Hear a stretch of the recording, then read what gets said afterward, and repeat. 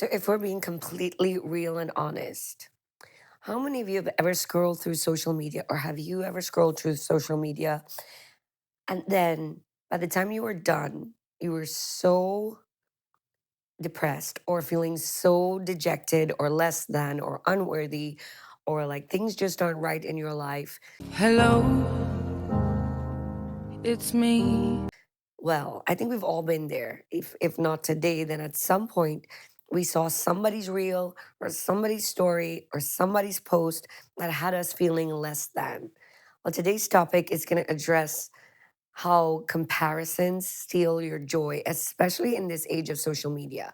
I think it's one of the devil's most cunning and dangerous weapons in 2025 to people of all ages. It's not just the kids, it's not just the teenagers, it's not just the 20 somethings and 30 somethings, it's the 40 somethings, the 50 somethings. People are just watching other people live fake lives Fake news. It's fake, phony, fake. and getting and comparing themselves and ending up feeling worse. So today we're talking about how comparison steals your joy and how to stop it. Now, if you ask anybody if they do this, very rarely will people actually admit to that, I'm not that person. because honestly, women just aren't that honest anymore. Not honest about what they really feel about themselves because they're afraid of being judged, not honest about what they really feel about other people, because we feel like we need to hide things in order to present ourselves a certain way Truth shall set you free. to the whole world. But it's such a debilitating thing. In fact, neuroscience will tell you that comparison, um, first of all, in the social media age that we live in, it's the likes and the follows and all of those things that dump dopamine into our system and adrenaline and all the things that make us feel good, right? The feel good hormones and chemicals. Well, comparison does the opposite thing. And when you compare yourself to other people and find yourself falling short, it's self doubt, it's depression, it's sadness,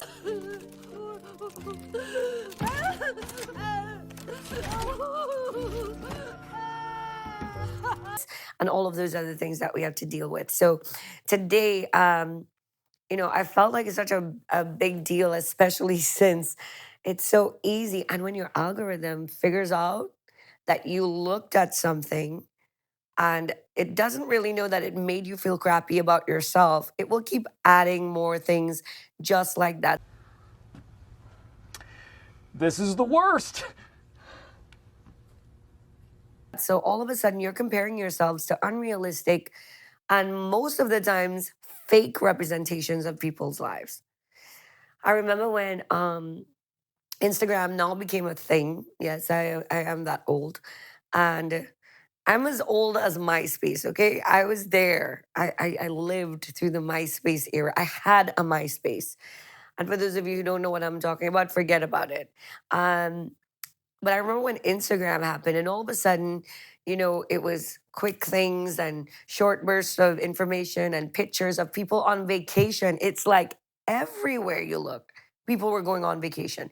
And it was always somebody and their husband, right? It was always somebody's getting proposed to on a beach with a rock the size of Gibraltar. It was always somebody going to Hawaii, and the husband is buying them this and doing that, and because of the kind of lifestyle we live, I rarely, you know, I was starting to realize, wait a minute, this lady is always getting to go out to fancy dinners and wear nice dresses, and husband's always bringing home jewelry and flowers, and my poor husband, he ain't doing nothing. Hold up. Wait a minute. Something ain't right. Well, he's not doing anything. So then I just started, feeling like if maybe my marriage wasn't living up to the standard it was supposed to live up to, and everything that used to be great was now not so great, and I'm giving him such a hard time because he's not doing what that girl's husband is doing. And then I realized it. I think it was the Holy Spirit, because in one of the particular fasts I did about 5 years ago, I said, Lord, this kind of discontent is too much. If you let me marry this man and he is not the right kind, and the Lord had to stop me And he says, who's setting the bar for your relationship? Who's setting the standard The bar's high. Right. The bar's high for me. for what your marriage is supposed to look like? And when I had to do a really big gut check and a heart check, I realized that it was somebody on social media setting a very unrealistic bar for what their relationship was, and me thinking subconsciously that all good relationships had X amount of dates a week, X amount of vacations together. All of this stuff had to happen. And what it was actually doing was sowing a seed of discontent in my heart until I had to realize, wait a minute, one, I don't want to follow you anymore. Two, because it doesn't make me feel good. And two, it's a trap. Later, I came to find out that the same person I was following and trying to compare my marriage to was faking the whole thing. You sit on a throne of lies. The pictures weren't even real. And if I'm a pastor of a church and I'm really, look at my puppy, she's the cutest thing in the world, right? And there's nothing in this world I really want for. But still, the enemy could cause something so stupid and so simple to bring discontent and to bring sorrow about my own situation and self doubt and cause me to feel a lowering in my own self worth. Then I sure imagine, and I really do suppose it's happening to you too. Many of you scroll through social media, and one reel could make you feel like your body is the wrong shape, or your face has the wrong features, or your hair is the wrong color, or you're not smart enough, cute enough, tall enough, short enough, skinny enough, whatever enough. Wait, am I delusional? And comparison is the beast, it's the demon that causes that kind of discontent. 20 years ago, that wasn't an issue. In order for you to feel that bad, somebody had to literally get in your face and tell you So pathetic. you were that bad. But now, in about 2 seconds, all of that can wash over you. We have a pandemic of teenagers who don't even know what identity is, what knowing who you are in Christ and feeling good about yourself feels like. Because what the world has presented on social media, that perfect is. It's this influencer or that influencer.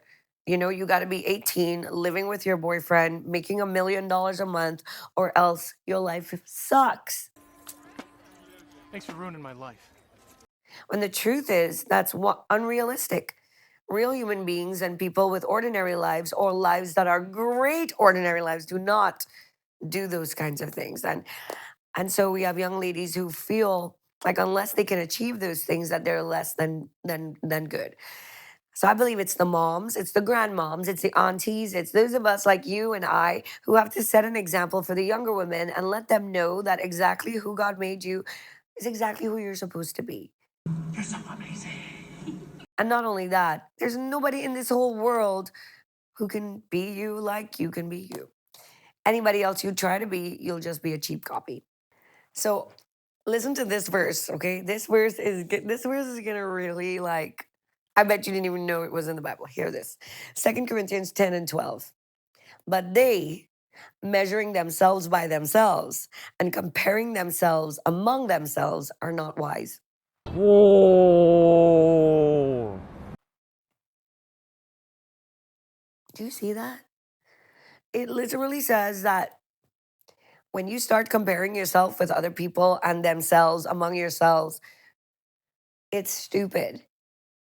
And not only are we comparing ourselves as women, especially women, to people on social media and television. I think we kind of put television out of the picture. Nobody wants to be the people on reality TV, like nobody, right? We're past that. And definitely we don't want to be the people who are on their fifth marriage, and that one, we don't want to be the next J-Lo. But we are comparing ourselves in our own friend groups. We are comparing ourselves to people who go to church with us, or to people who we might see at our jobs and stuff like that. Even that is so detrimental. But do you remember Saul and David? Listen to this. Saul is the king.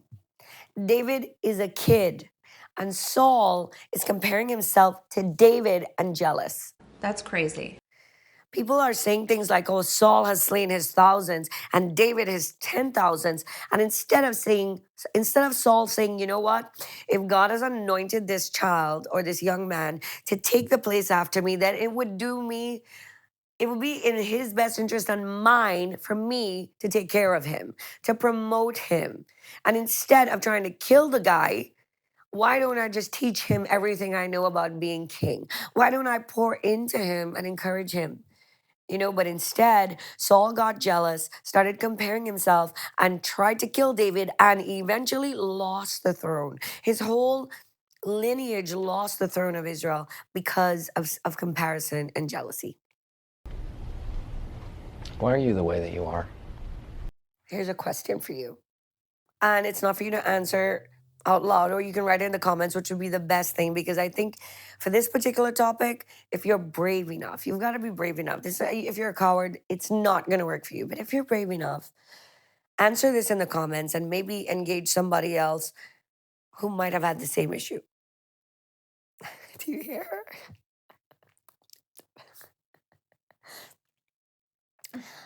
Have you ever measured your worth by someone else's highlight reel?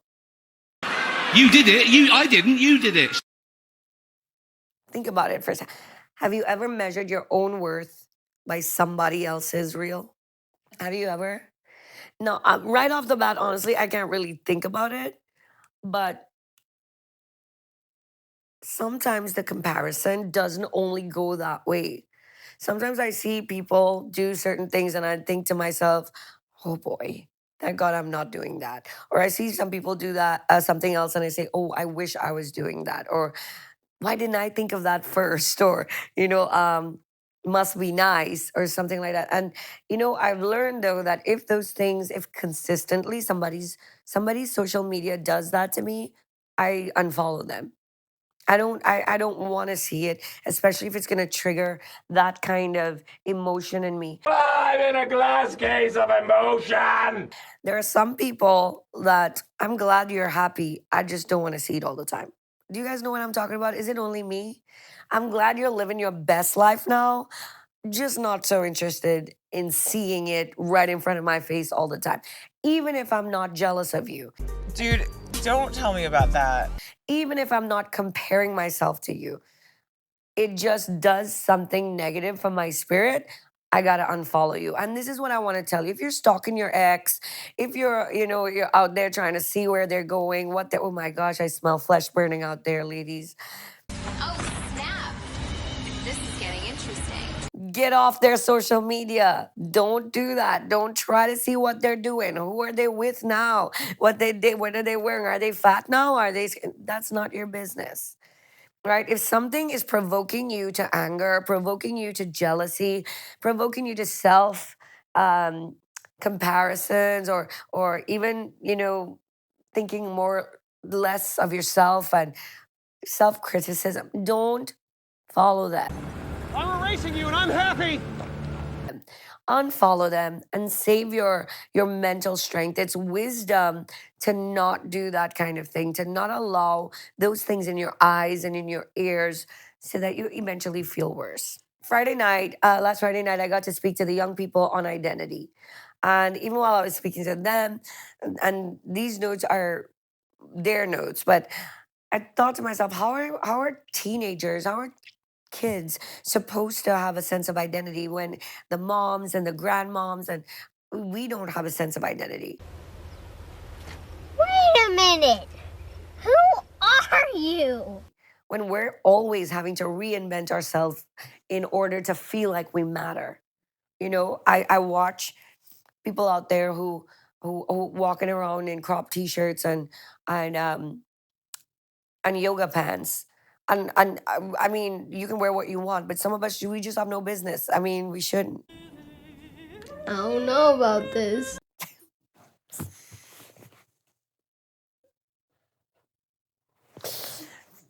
Listen, I don't want to sound bad, but how do you guys think about that? I see a cheerleader mom with her cheerleader daughter, and the cheerleader mom is just like the cheerleader. Do you guys see that? And my heart says, give the kid a chance. Let her be the child now. You got your turn. Grow up and let her enjoy her life. But I see that, and when I think about that, it almost feels like like the moms are trying to compare themselves to their own kids. And lady, you lose, right? You lose in the age race. You're already too old. And not only, but you win in the wisdom race. And so don't forfeit who you actually are to be who you were, and definitely who somebody else is. But you know what this proves to us? You don't have to dislike somebody to allow comparing yourself to them to hurt you. You could literally love somebody and still comparing yourself to them will negatively affect you. God doesn't want you to compare yourself to anyone, whether for good reasons or bad reasons, because He said that you are fearfully and wonderfully made. He made you and He made every single one of us exceptionally different on purpose. You know what? You're awesome. Even if you're a twin, even if you are, identical twins, you're still different. There's still things about you that are unique, but most of us are not twins, and yet we are here trying to clone somebody else, wear their kind of hair or look in their, my okay, let me tell you my worst one. I used to have this really horrible weakness where when I see somebody with an outfit, in a magazine or on social media, on Pinterest, I'm thinking that's how I'm gonna look. And then when I get the outfit and I put it on, it is not looking like that. So something must be wrong with the outfit. Took me a while to realize, no, it's not the outfit, it's me, right? Because we are not being realistic when we look at somebody and imagine that something is gonna fit us the way it fit them. Instead of shopping for our body, we're shopping for someone else's body. It's the worst kind of comparison ever. I've worked with thousands of women for over 30 years in the ministry. And sometimes, I see somebody with a certain body type and I say, hey, girl, this is what's going to look great on you. And the truth is, it would look great, because it would suit them, but they don't feel that way because all of the people they want to be like would look better in something else. Does that make sense? And so I try to tell my friends, I say, look, you need to tell me if something's looking horrid. If this is not suiting me, you need to say something. Okay, so then why don't you say something? Because sometimes I got a blind spot there, and my blind spot may be that I want to look like something else or somebody else, and I don't know it. And so, girls and women of God, I think that when we do that, we do an injustice. It's an insult to God and who He is when we are out here feeling lousy about the way He has made us. And I know we've all been through circumstances. Some of us have been ill. Some of us have gone through things. I have scars on my body from a surgery I had, and I wish it wasn't there, but it's not part of who I am. It is my body. It is what God has afforded me in this lifetime. And if I don't love it, who's going to love it? And if I don't love me, then who am I leaving that for to do? Because I love me, believe it. So today, I really feel like the Lord is warning some of us that we are sad about ourselves, we're unhappy with ourselves, and maybe it's social media that's triggering it. Maybe we're going back and looking at our friends in college and looking at our friends from high school and seeing that their lives are so far ahead or of ours, and seeing that they have what we don't have, and it just makes us feel bad. Maybe you don't need to check them out right now. Maybe something in us has to heal before we're strong enough or wise enough to be able to go back and look at those people without comparing ourselves.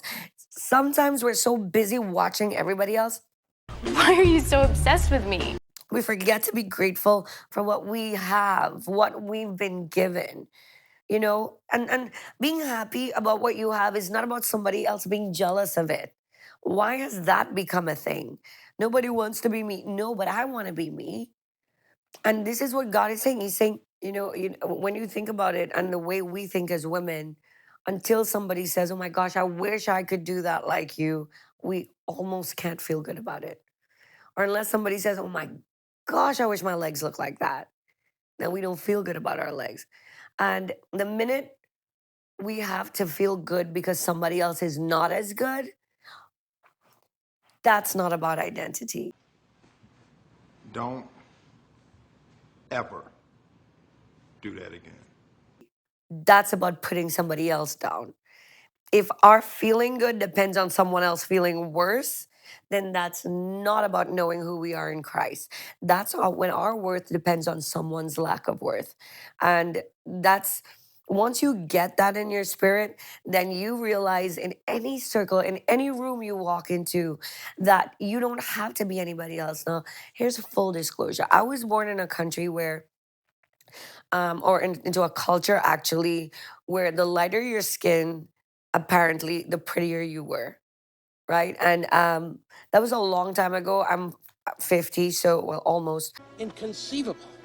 So this was way back when. Things have changed a lot, I'm sure, since then.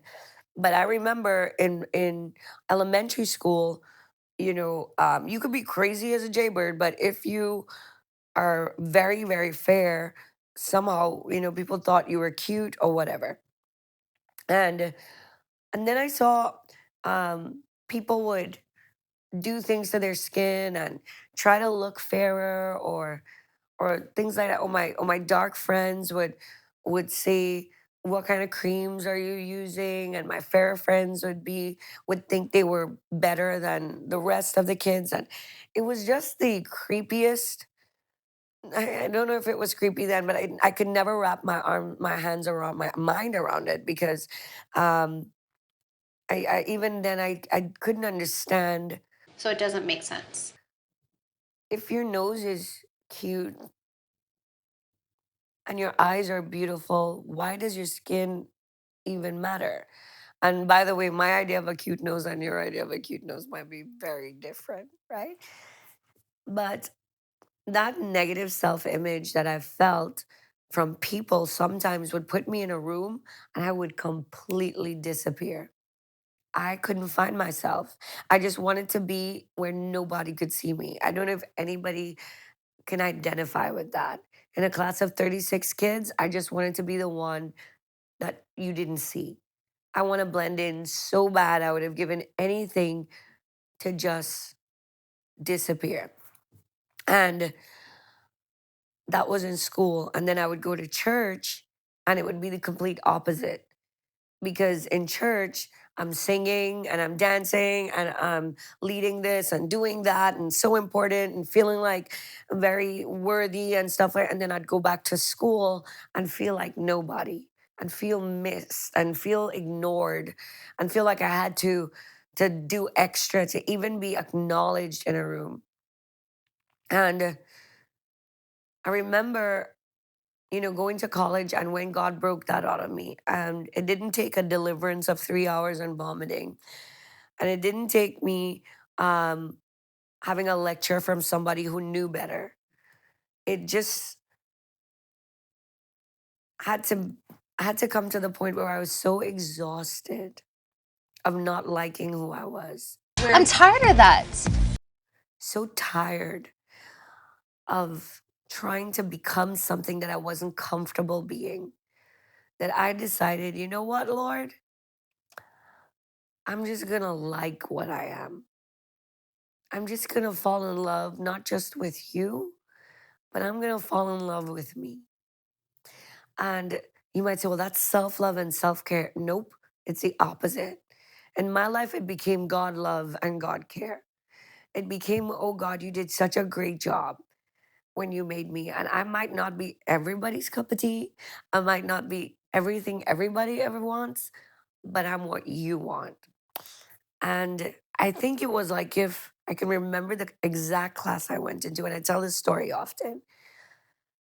We're in a French class and they put us all in a circle. Literally, this is like a Tuesday. The Monday before, I feel like nobody. The Tuesday morning, I have that acknowledgement with God. I decide from this day forward, I am who God says I am. I'm made in His image, I'm made in His likeness. I'm so grateful that I look this awesome. I didn't, Oh, by the way, I'm awesome. nothing changed.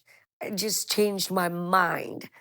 I'm so grateful that I have this voice that I have. I'm so grateful that I was born where I was born. Okay, so we go into this French class. It's early in the morning. We sit in this big circle, and my teacher says we're gonna play this game, and she gives us all 1 black cent. Okay, she gives us all 1 penny, a Trinidadian penny, and we have to sit there with our eyes closed and our hands open with 1 penny in our palm, right? And so 30 something of us are sitting there. And remember, yesterday I was feeling like nothing. And she says the instructions of the rules of the game are when I tap you on the shoulder, you have to open your eyes and take this penny and put it in the hands of who you think is the best leader in our room, right? The yesterday me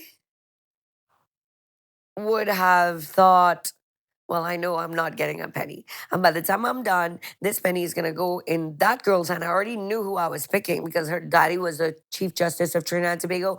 I knew who it was. But then I'll have empty hands. But on this particular day, I remember my mind. And here, this is what I told myself. I said, a penny does not define me. That's correct. I remember thinking in my mind, this penny will not define me. No pennies do not define me. All that defines me is who made me. But the weirdest thing happened. When she tapped me on the shoulder and I got up, I wasn't first. I was like, I guess fifth or sixth. But there were pennies in my hand when I opened my eyes and I looked, and there were like 5 pennies. So I got up and I put my penny in the girl's hand where I knew I was going to go. And I looked in her hand and there were 2 pennies. And I went back and I sat down and I closed my eyes and I waited.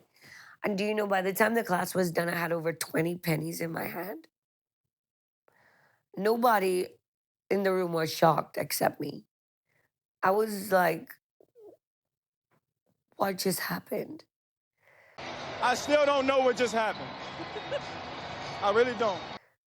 I did not understand, but I think that day the Lord really did a thing in my mind. And He showed me that all of the things I was trying to compare myself to was happening in my own head.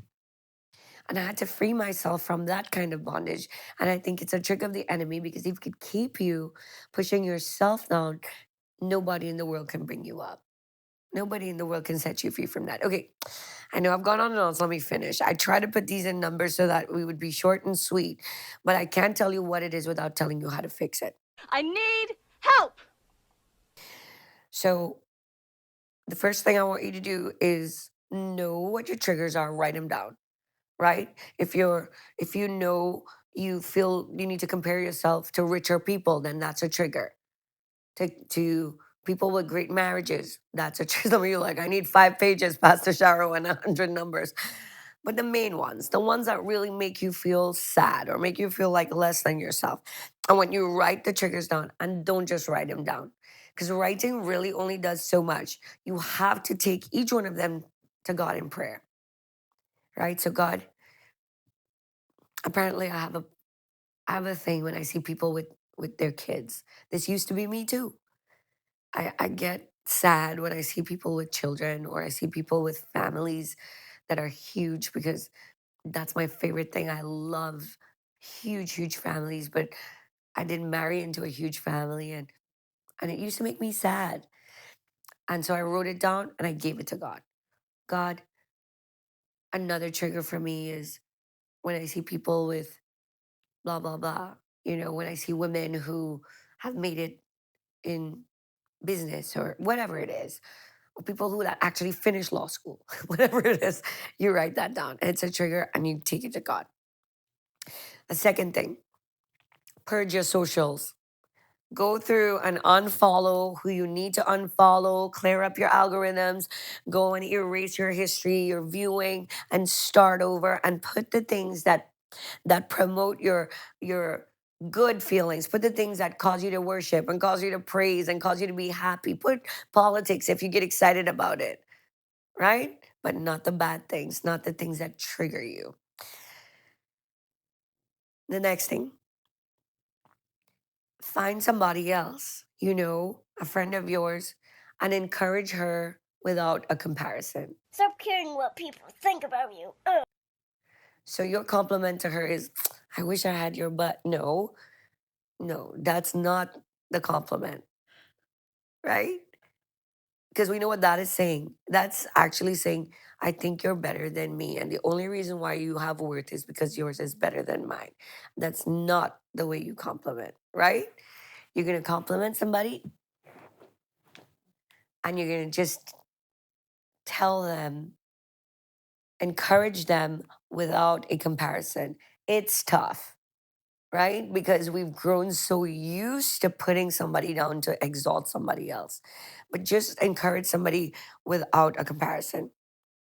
And the last thing, read Psalms 139:14 and learn it. And it will remind you every time the enemy comes to tell you you're not worth it.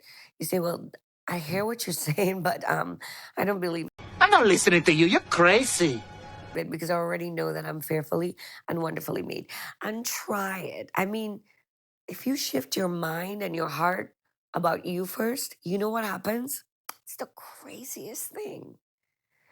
All of a sudden, you stop thinking negatively about other people. What am I, if you're the kind of person who, and somebody walks down and you're like, oh my gosh, why is she wearing that? I kind of automatically know that you don't like yourself too much either, that you're very critical about your own self. But the minute you start loving yourself, at least the way Christ made you, then when you see people, other people, and instead of feeling jealousy or feeling disgust or feeling critical, all you do is you see the person God has made. And it's so easy and refreshing to love people that way. To love people and to see beauty in people when nobody else can see it. Oh yeah, I was just saying to read Psalms 139:14 and tell the devil, I heard what you're saying, but I don't believe it because I already know how I'm made. Fearfully, wonderfully. You know what fearfully means? It means God took his time. He took his time on us. He took his time on me. Sure did a great job. Just kidding. No, I'm not kidding. All right. So I want to close by telling you this. I did some research. I looked this up and this is what I got about maybe a way you might be comparing yourself when you don't know. And one is the career comparison trap. LinkedIn. So you see an old classmate announcing their promotion to their Windows suite. Woo! And the first thing you're thinking is they weren't even as smart as me. How did they get that job? What? How did you come to this, man? Life is so unfair. And all of a sudden you start feeling bad about yourself. And Colossians 3:23 says your purpose isn't measured by titles. It is measured by your faithfulness to God. And then there is the mom comparison. Maybe you have that. Some people have 8 kids and they're homeschooling them all, and one of them is going to Harvard. It's just too much, and everybody's a cheerleader and everybody's a Girl Scout and everybody's selling cookies and making the things and doing all, and you can't even get your one kid to get dressed on time for school. And that's the mom trap. And then another mom trap is when some of you are like, well, my kids are the reason why I can't do X, Y, and Z. And if I was like her and had no kids, I could do all the things. Or again, so many ways the enemy can trap us. Then there's the relationship glow up. That's a very popular one. Your friend she just posted on Instagram. You know what? It's the engagement photos. How many of you love those? He got down on one knee and the ring on the beach. Oh, spare me, spare me, spare me. So good. So you're wondering now, how come you didn't get a ring and you weren't on the beach? And right? So that one is that's the relationship glow up. For some of you, it's the engagement. For some of you, it's the wedding. Right? If you get triggered by somebody's wedding, or if all of those things, that's how the enemy can cause you to to to compare yourself. But instead of doing that, you know what you're supposed to be doing? Trusting God's timing. Literally. It's either you decide for yourself, I'm gonna trust the timing of God. Do you trust me? And stop resenting his process. This one is for my 50-year-olds out there. Or maybe some 40-year-olds who feel like they're, or maybe some 30-year-olds who's scared. She's aging better than me. If you realize that's how you're feeling and you're comparing yourself to somebody who's looking, if I'm comparing myself to somebody who's 25, of course I'm going to feel terrible. Stop doing that. Cut it out. And the last one, why is she more spiritually mature than I am? You might not feel that one. That's something I struggled with from time to time. Wait a minute, I'm supposed to know that much by now, or how come they're getting to disseminate that kind of information, and I studied this much. Forget about it. Right? I want you to be set free in who you are in Christ Jesus. It's an awesome thing when you finally realize that God did a great job on you. I have never met a preacher girl I did not love. Seriously, because you guys are so incredible and different and beautiful and unique. And like some of us are fluffier than others, and some of us are skinnier than others, and some of us have brown eyes and blue and green and long hair and tiny little curly hairs and no hair. It's great. It's great. And we all together make up the family of God. We are family. Get up, everybody, and sing. And just the way Jesus loves us. So, ladies, that was it. I have a challenge for you, for all of us. Every single one of us. This is the challenge, right? We're going to call it the hashtag eyes on my lane. EYES, eyes on my lane, like the lane you drive in. It just means I'm going to keep my eyes where God said to keep my eyes, my business, my life, what God has in my purpose and my future, without comparing myself to somebody else's. In other words, I'm saying run where you're put to run and stop looking in somebody else's lane. You know what happens to runners when they start looking at somebody else's lane? They start veering off their course. We've got to keep our eyes on the lane that God has put us on, and then we'll run the best race possible. So the challenge is, I want you to just put your thoughts, whether it's a photo of you or anything, a post of you, and this is what you're gonna win. We're gonna have a contest. It's the Eyes on My Lane challenge, and just whatever the Lord is saying, whatever you are doing, whatever, if you were comparing yourself to something in the past and now you're not, or if you still are challenged with something, I'm going to pick one of you that posts something, whether it's a reel or story. Make sure you tag it, Eyes on My Lane, and let us look at it. And somebody's going to win the very first PG merch for 2025. I think we're almost ready to have something fantastic we've never done before. So whoever it is that wins it, you get it first. Anyway, thank you for watching today. I don't know how long it's been. I'm on my sofa, and so that's why on my couch. I took a long time. I'm comfortable. I don't have to drive home. But don't you ever forget that you don't need a pulpit. You just need a message. Make sure and leave a comment, subscribe to this channel, like this, share it on your own social media.